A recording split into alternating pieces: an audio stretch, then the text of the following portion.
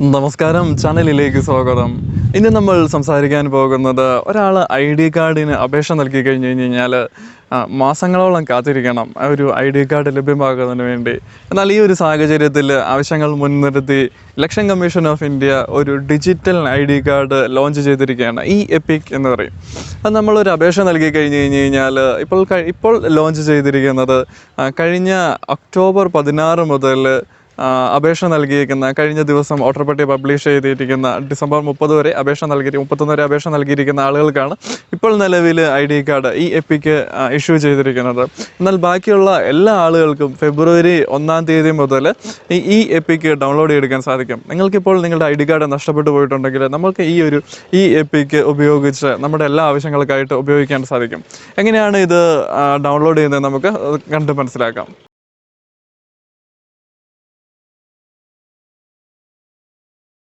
വീഡിയോയിലേക്ക് പോകുന്നതിന് മുമ്പായിട്ട് ചാനൽ ഇതിൽ സബ്സ്ക്രൈബ് ചെയ്തില്ല എന്നുണ്ടെങ്കിൽ സബ്സ്ക്രൈബ് ചെയ്യാനും തൊട്ടടുത്തുള്ള ബെൽ ബട്ടൺ എനേബിൾ ചെയ്യാനും മറക്കണ്ട.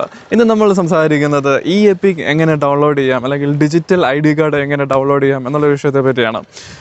നമുക്ക് സിമ്പിളായിട്ട് തന്നെ ഫോൺ ഉപയോഗിച്ചോ അല്ലെങ്കിൽ കമ്പ്യൂട്ടർ ഉപയോഗിച്ചോ തന്നെ നമുക്ക് ഡൗൺലോഡ് ചെയ്യാൻ സാധിക്കുന്നതാണ്. അതിനായിട്ട് nvsp.in എന്ന് പറഞ്ഞൊരു സൈറ്റിലേക്ക് കയറുക. nvsp.in എന്ന് പറഞ്ഞ സൈറ്റിലേക്ക് കയറുക.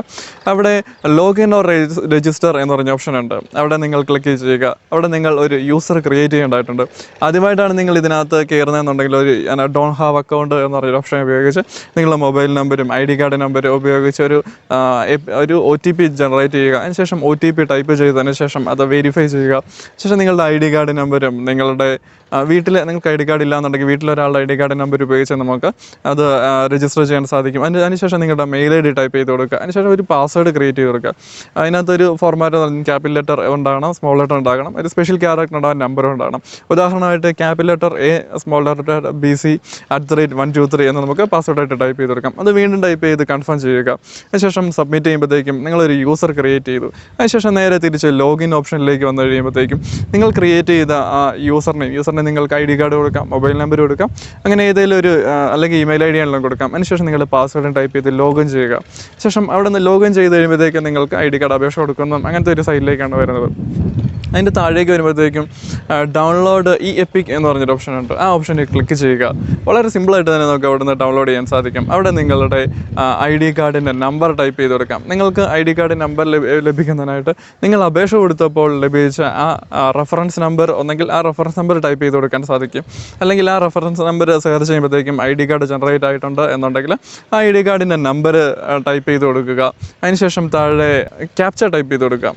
താഴെയുള്ള ക്യാപ്ഷൻ ടൈപ്പ് ചെയ്തതിന് ശേഷം സബ്മിറ്റ് ചെയ്യുമ്പോഴേക്കും നിങ്ങൾ രജിസ്റ്റർ ചെയ്തിരിക്കുന്ന മൊബൈൽ നമ്പറിലേക്ക് നിങ്ങൾ അപേക്ഷ കൊടുത്തപ്പോൾ ഏത് ഫോൺ നമ്പറാണോ കൊടുത്തിരിക്കുന്നത് ആ ഫോൺ നമ്പറിലേക്ക് ഒരു OTP വരികയും അതിനുശേഷം നിങ്ങൾക്ക് സബ്മിറ്റ് ചെയ്യുമ്പോഴേക്കും നിങ്ങളുടെ ഫോണിലേക്ക് ഒരു മെസ്സേജ് വരുന്നതാണ്. നിങ്ങൾ ജനറേറ്റ് ചെയ്തിട്ടുണ്ട്, നിങ്ങളുടെ eEpic ജനറേറ്റ് ചെയ്തിട്ടുണ്ട് എന്ന് പറഞ്ഞ് കാണിക്കുകയും ചെയ്യും. അതിനുശേഷം നിങ്ങൾക്ക് ഡൗൺലോഡിൽ നിന്നും ഈ eEpic ഡൗൺലോഡ് എടുക്കാനും സാധിക്കുകയും ചെയ്യും. വളരെ സിമ്പിളായിട്ട് തന്നെ നമുക്ക് ഈ ഒരു eEpic ജനറേറ്റ് ചെയ്തെടുക്കാൻ സാധിക്കും. ഡ്യൂപ്ലിക്കേറ്റ് അല്ലെങ്കിൽ അങ്ങനെയുള്ള ആവശ്യങ്ങളൊക്കെ ആയിട്ട് നിങ്ങൾക്ക് ID കാർഡ്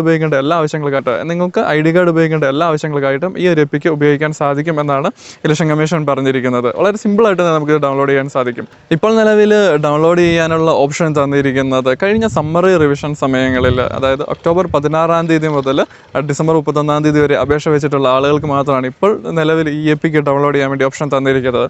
എന്നാൽ ഫെബ്രുവരി 1 തീയതിക്ക് ശേഷം എല്ലാ ആളുകൾക്കും ഇത് ഡൗൺലോഡ് എടുക്കാൻ സാധിക്കും എന്നാണ് പറഞ്ഞിരിക്കുന്നത്. ഇപ്പോൾ നമുക്ക് ഈ ഒരു eEpic എങ്ങനെ ഡൗൺലോഡ് ചെയ്യാമെന്ന് മനസ്സിലായി. ഇതുമായി ബന്ധപ്പെട്ട എന്തെങ്കിലും സംശയങ്ങളുണ്ടെങ്കിൽ തീർച്ചയായിട്ടും കമൻറ്റ് ബോക്സിൽ ആഡ് ചെയ്യാൻ മറക്കണ്ട. വീഡിയോ ഇഷ്ടമായി കഴിഞ്ഞാൽ മറ്റുള്ളവരിലേക്ക് ഒന്ന് ഷെയർ ചെയ്ത് കൊടുക്കാൻ മറക്കണ്ട. ഇഷ്ടമായി കഴിഞ്ഞാൽ തീർച്ചയായിട്ടും ലൈക്ക് ചെയ്യുക. ചാനൽ ഇതുവരെ സബ്സ്ക്രൈബ് ചെയ്തില്ല എന്നുണ്ടെങ്കിൽ സബ്സ്ക്രൈബ് ചെയ്യുക. തൊട്ടടുത്ത ബെൽ ബട്ടണും എനേബിൾ ചെയ്യാൻ മറക്കണ്ട. അപ്പോൾ മറ്റൊരു ഉപകാരപ്രദ വിഷയമായിട്ട് വീണ്ടും കാണാം. See you.